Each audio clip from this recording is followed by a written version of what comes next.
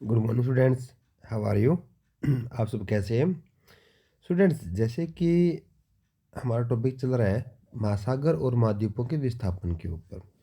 तो इसके जो सिद्धांत है वो सॉरी, इसका जो सिद्धांत है वो सिद्धांत जो हमारे वैगनर महोदय ने जो है वो दिया था। और उस महोदय ने कहा था कि जो हमारा महाद्वीप है वो आपस में जुड़े हुए थे, और उसके जुड़े होने के जो है उन्होंने एविडेंस यानी प्रमाण भी जो है उन्होंने दिया। जिसके प्रमाण जो थे वो जैसे कि महाद्वीपों में साम्य जो हम कह सकते हैं कि इनको आपस में जो है हम जोड़ेंगे तो वो एकदम स्टिक जो है वो बैठ जाते हैं।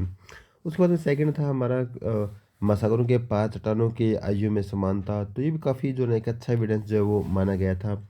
उसके बाद जो है वो टिलाइट जो है वो आ जाते हैं, जो कि एक तरह के जो है हमारी अवसादी चट्टान है, और वो अलग अलग महाद्वीपों पर जो है ना वो अलग अलग जो है वो पाए जाते हैं। अगर इन सभी महाद्वीपों को आपस में जोड़ दिया जाए तो ये भी जो है ना जो टिलाइट जो है वो भी एक साथ जो है वो आ जाते हैं।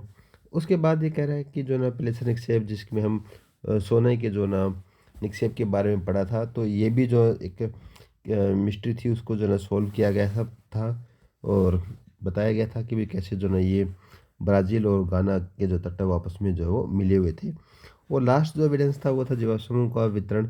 तो इस प्रकार जो है हम इन पांचों वितरणों के बारे में जब हमने जाना समझा और परखा, तो ये जो वैगनर महोदय ने जो एविडेंस दी हमें, वो काफ़ी कुछ जो स्टिक के बैठते हैं।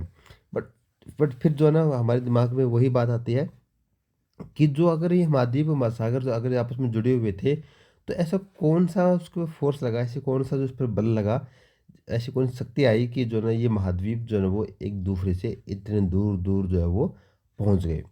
तो जब वैगनर से इस बारे में पूछा गया कि भी जो ना आपके ने जो कहा कि हम और हमने माना कि आपने कहा कि जो ना ये महाद्वीप जो आपस में जुड़े हुए थे, इस पूरे भाग को जो पिंजिया बोला गया गया था, और जो जल का भाग उसको पैंथालासा बोला गया था। पिंजिया के दो भाग बताए आपने कि एक तरफ जो है वो अम, हमारा लोरेशिया है, तो दक्षिण की तरफ जो गोंडवाना का जो पार्ट है।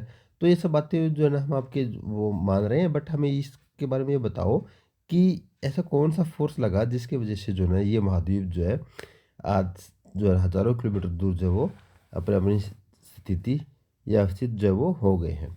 तब वैगनर मोदी ने जो है ना बताया कि दो कारण बताए उसने महाद्वीपीय विस्थापन के, जिसको जो हम बोल सकते हैं फोर्स ऑफ ड्रिफ्टिंग या प्रवाह संबंधी बल। तो उसने दो कारण बताए, एक जो पोलर या ध्रुवीय फिलिंग बल, और सेकंड जो है वो ज्वारीय बल, जिसको जो हम टाइडल फोर्स और पोलर फीलिंग्स फोर्स के बारे में हम जानेंगे। तो सबसे पहले हम जो है जानेंगे पोलर या ध्रुवीय फीलिंग बल्स के बारे में। तो पोलर फीलिंग्स के बारे में कहता है कि बल पृथ्वी के घूर्णन से संबंधित है। आप जानते हैं कि पृथ्वी की आकृति एक संपूर्ण गोले जैसे नहीं है। तो कहता है कि बिल्कुल गोले जैसे नहीं है। ये जो ना इस आकृति के अंदर जो ना ये पृथ्वी जो हमारी वो है, एक हम कह सकते हैं कि एक अंडे कार्य की है, जिसमें ध्रुवों के अंदर जो ना वो चिपकी हुई है, और भूमध्य रेखा पर जो ना ये इसका उभार जो वो सामने हमारे आता है। उसके बाद कहता है कि जो इस उभार की वजह से जो ना पृथ्वी घूर्णन के कारण जो ना ऐसा जो है वो हो गया।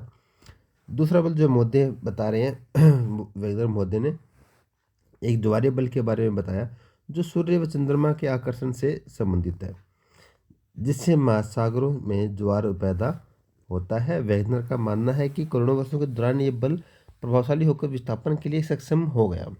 यद्यपि बहुत से वैज्ञानिक इन दोनों बलों को महाद्वीपीय विस्थापन के लिए संवर्धना पर्याप्त समझते हैं, और कुछ कहते हैं कि नहीं, हमें जो ना ये एविडेंस सही नहीं लग रहा, क्योंकि इतना फोर्स जो है ना वो नहीं हो सकता जिससे जो ना ये महाद्वीप जो इतने गहरे होने के बावजूद भी जो ना वो इतने दूर जो है ना वो स्थापित हो गए हैं। अगला सिद्धांत जो आता है वो स्वर्ण धारा सिद्धांत के बारे में, कन्वेंशनल करंट्स थ्योरी के बारे में जो हम बात करते हैं। यह सिद्धांत जो ना ऑर्थर होम्स जी ने जो ना वो दिया था 1930 के अंदर। उसने स्वर्ण धाराओं के प्रभाव की संभावना व्यक्त की। ये धाराएं रेडियो एक्टिव तत्वों से उत्पन्न ताप विभिन्नता से मेटल भाग में उत्पन्न होती है। होम्स ने तर्क दिया कि पूरे मेटल भाग में इस प्रकार की धाराओं का तंत्र विद्यमान है। यह उन प्रभाव बलों की व्याख्या प्रस्तुत करने का प्रयास था जिसके आधार पर समकालीन वैज्ञानिकों ने महाद्वीपीय विस्थापन सिद्धांत को नकार दिया। तो बच्चों ये कहता है कि जो ना जो संधारण सिद्धांत है वो काफ़ी कुछ हद तक जो है ना वो सही जो स्टिक जो है वो बैठता है, और इससे जो है ना हमारे महाद्वीपीय विस्थापन के सिद्धांत को जो हम सही तरीके से जो है वो मान सकते हैं।